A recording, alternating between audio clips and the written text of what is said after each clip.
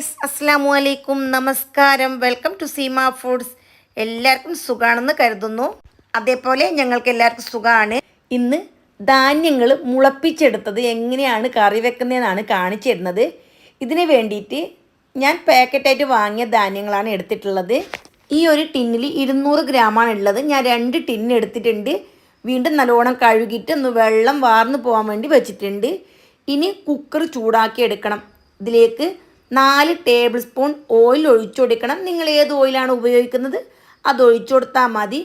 Oil നല്ലപോലെ ചൂടായി കഴിഞ്ഞപ്പോൾ കടുകും ചെറിയ ജീരകവും ഇട്ട് നല്ലപോലെ മൂപ്പിച്ചെടുത്തു. ഇനി ഇതിലേക്ക് 2 വലിയ സവാള വളരെ തിന്നായിട്ട് അരിഞ്ഞ് ഇതിലേക്കിട്ട് മൂപ്പിച്ചെടുക്കണം. അതിൻ്റെ കൂട്ടത്തിൽ തന്നെ കുറച്ച് കറിവേപ്പിലയും കൂടി ഇട്ട് കൊടുക്കുന്നുണ്ട്. അപ്പോൾ സവാള തിന്നായിട്ട് അരിഞ്ഞെടുത്താൽ പെട്ടെന്ന് മൂത്ത് കിട്ടും. ഇവിടെ ഞാൻ നല്ലപോലെ വഴറ്റിയെടുക്കുന്നുണ്ട്. എപ്പോഴും ശ്രദ്ധിക്കേണ്ട